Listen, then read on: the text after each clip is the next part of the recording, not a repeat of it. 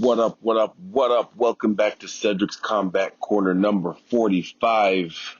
I am your host, Cedric Ben.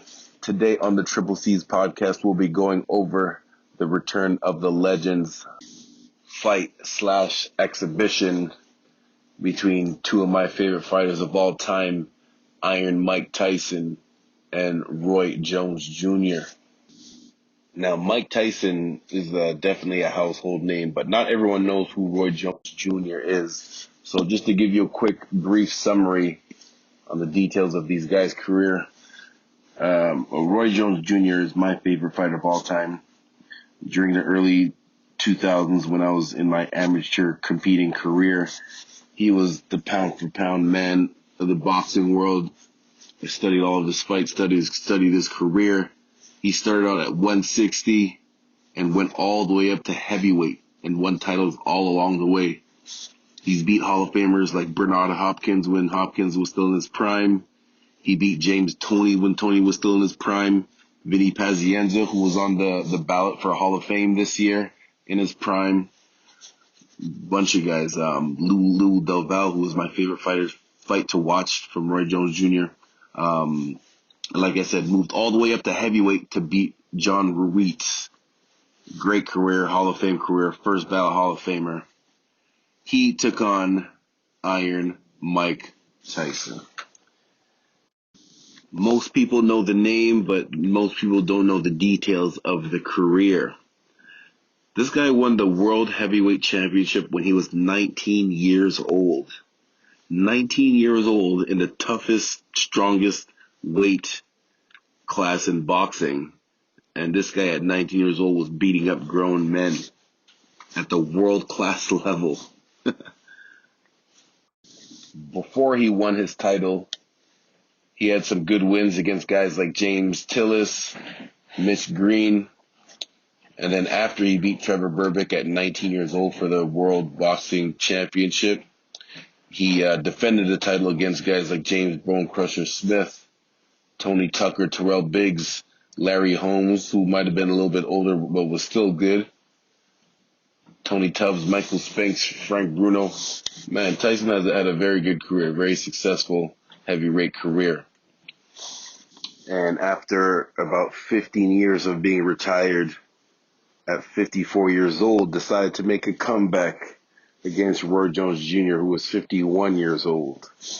And I'm also joined by a special guest, my boy Drake DeMore, the host of Win City Sports, the #1 local sports podcast in the Windsor, Essex County area.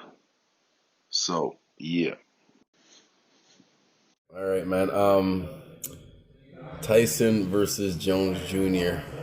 Two of the top guys during the late '90s, early 2000s. Both in their 50s now, making a comeback.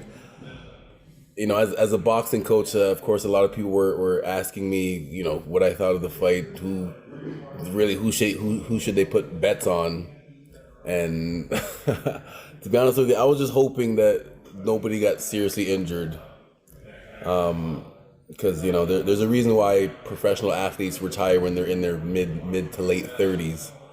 It's because the power always stays there. Like, you know, the power is always there, but it's the athleticism, whether it's, you know, the agility and the reflexes that are the first things to go. So, and it's the consequences in boxing are a lot more grave. I remember Joe Rogan said a smart thing. He was like, fighting is high level problem solving with serious consequences, right? Like in other sports, if you're older, you can still play other sports, whether it's baseball or basketball, and play other sports. And, you know, in baseball, what's going to happen if you know, you're not going to be able to hit the ball anymore, or you might misread judging trying to catch the ball. In basketball, you know, you might not have the reflexes to put it through your legs or to jump from, you know, the same vertical you had from years ago. But in boxing, those, you know, if you don't have the defensive reflexes to defend what's coming at you, those consequences are very serious. So that's all I was really hoping for on Saturday night. It was an exhibition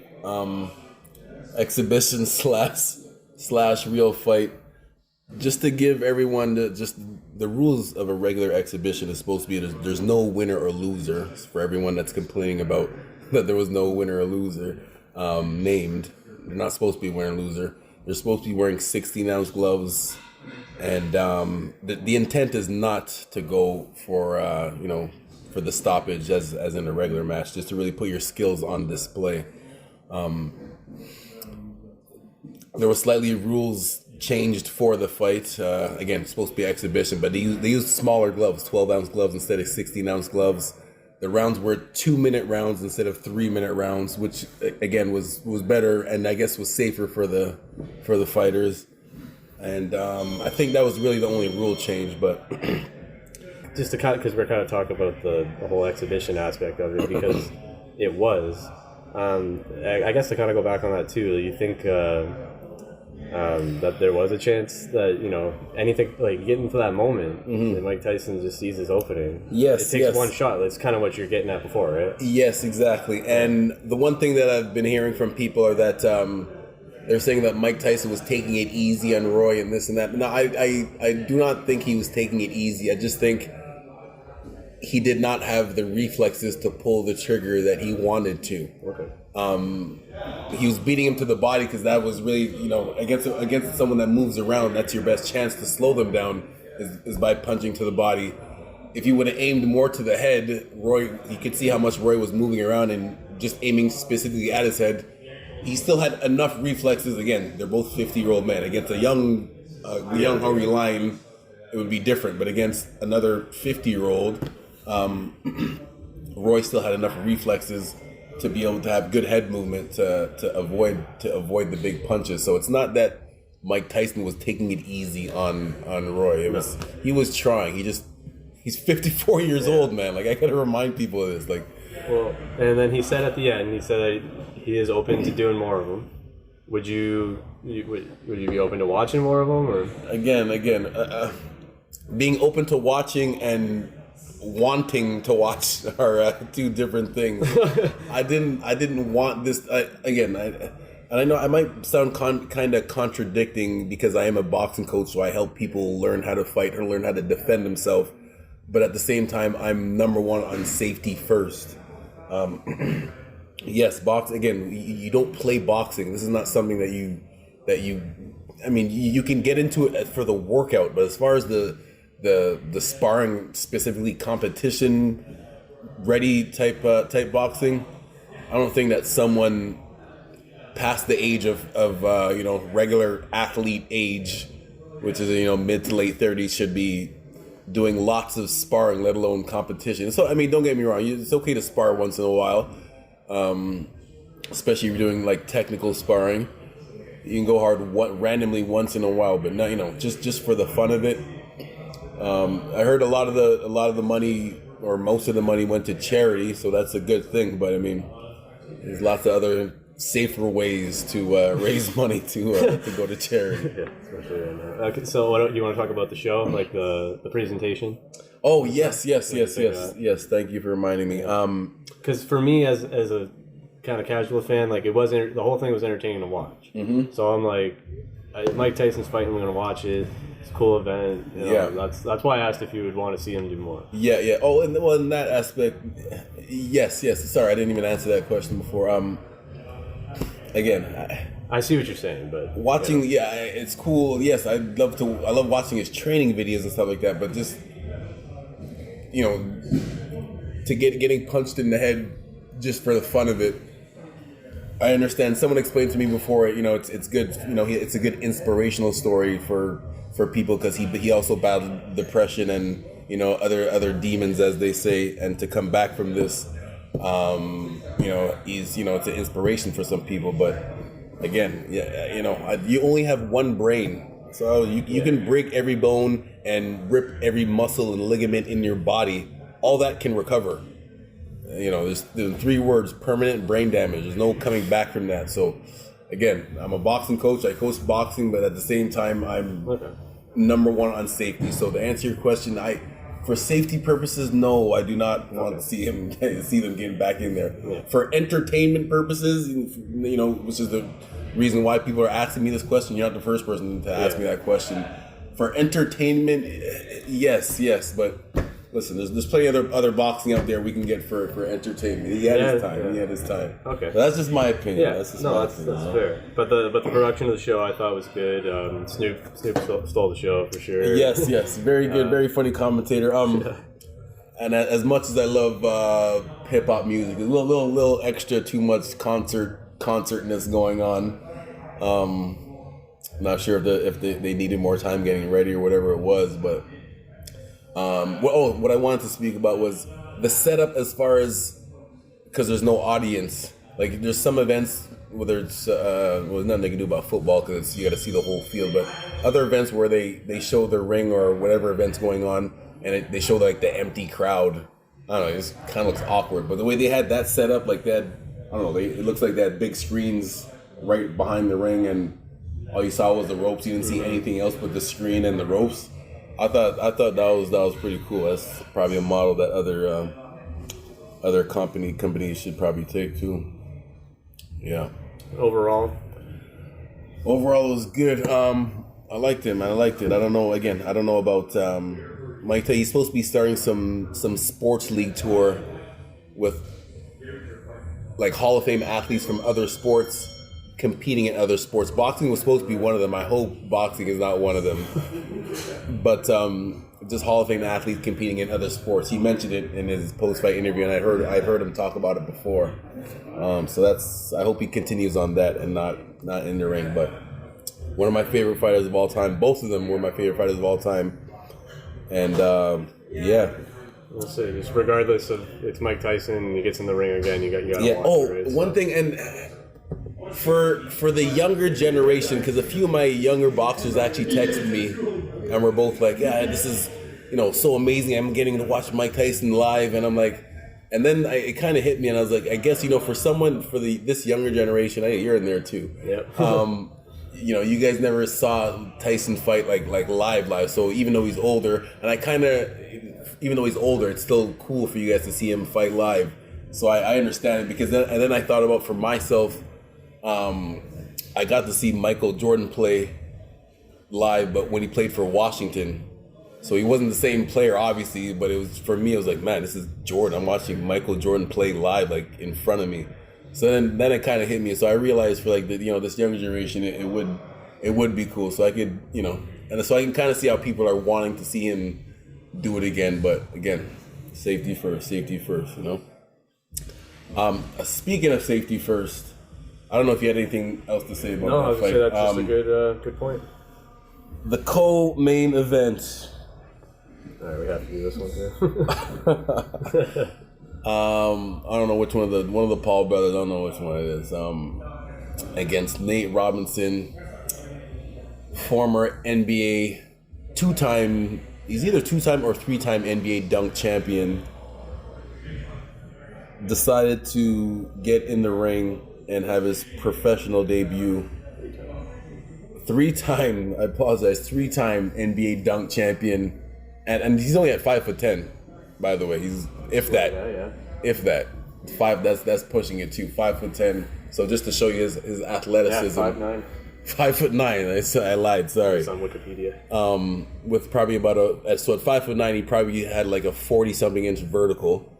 Just to show you his athleticism. But the one mistake that a lot of people make is that they assume their athleticism and success in one sport would automatically translate into another sport, which it does sometimes. There has been cases, very few. You have to be an extreme athlete. Like I'm not sure if you remember. This was when I was younger. Deion Sanders played in the NFL and in baseball. So did Bo Jackson.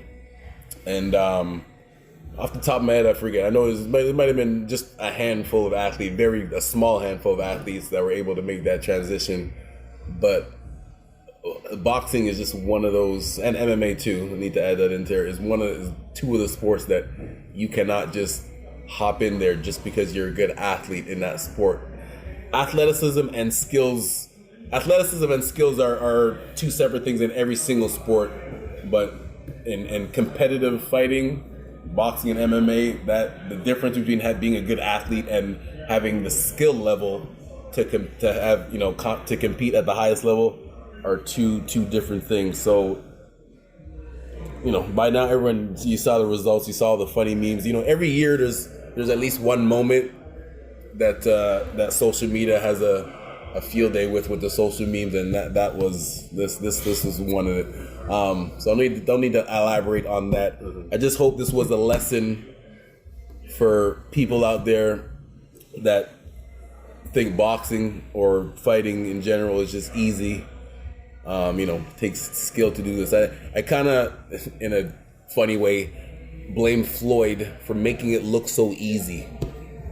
He made it look so easy. People thought it was boring and think you can just jump in there and do it. And I'm assuming that was the mistake that he made. I heard that Nate Robinson didn't do any sparring at all. Just trained for a couple of months. No sparring. Just thought he was gonna get in there and beat this kid up. And even the thing is, whichever, is it Logan Paul or Jake Paul? Jake Paul. He does have experience, but it's novice experiences. So that just shows you, the difference between even just a novice level boxer and someone that has zero experience. Because Jake Paul, he wouldn't be able to compete with any professional boxer. But again, against someone that doesn't know what they're doing, that's the result. The referee, again, I'm about safety first. I think the referee should have stopped it before the highlight knockout happened. When he got up from the second one and the camera had the close up on his face and I saw he was looking, I said stop the fight. I said it out loud. I was like, yo, stop the fight. Stop the fight. I let it go on. 5 seconds later, boom, boom, boom, face first. You're on the internet forever. Definitely agree with that. But I think, from that fight to even the main, obviously entertainment was the whole driving thing. It was about who they were. It wasn't necessarily about, unfortunately, the sport. Yes. So yeah. I think it kind of elaborates on your whole, or goes back to your whole elaboration of this. But again, just we got to watch if Tyson's going to step in the ring, and we got to do this. If Mike, this is something you gotta talk about, right? Exactly. Anything else? No, man, not really. Nothing off the top of my head. Oh, this weekend coming up, we have Errol Spence Jr. versus Danny Garcia. Big fight at the welterweight division. This is big. This is a very big test for both guys. Errol Spence, this is his first fight back from his serious car accident, which I'm surprised he even came back from. Danny Garcia making a comeback. He only has 2 losses on his career, one to Sean Porter and one to Keith Thurman. So he's a big fighter. Not technically sound, but he has a very hard punch, very good counter puncher. He has very good timing. Errol Spence, he can fight you and box you both ways. So my pick is Errol Spence. But Danny Garcia will put up a very good fight. It wouldn't surprise me if it went 12 rounds. And it also wouldn't surprise me if there was a couple of knockdowns. I think this is going to be a fight that's going to be more exciting than people think. I think it's going to be than people are talking about right now. Because Danny Garcia, he's hungry right now. A couple years ago, he was the man when he was the champ. 2 losses. And again, he only has 2 losses, and they're 2 split decision losses to 2 guys that are in the top 10 in his division. So he didn't have any 2 bad losses. He's looked good. He's beat a lot of the top guys before. And Errol Spence, again, if he didn't have that car accident, for me personally, I don't think the car accident is going to affect his performance, because he's a smart guy. His coach, they've been working together for a long time. I don't think that he would have accepted the fight if he wasn't feeling 100%. A lot of people are picking Danny Garcia for the factor that no one knows how the car accident is going to affect Errol Spence's performance. But personally, I don't think they would have accepted the fight if they didn't feel 100% in sparring and all this stuff, and all the preparation. So my official pick is Errol Spence by split decision. Thank you. Hit me up on any social media at Cedric Sports, Facebook, Twitter, Instagram, Snapchat, all of that. Peace. 1, 2, 3, smack that thumbs up for this video. Smack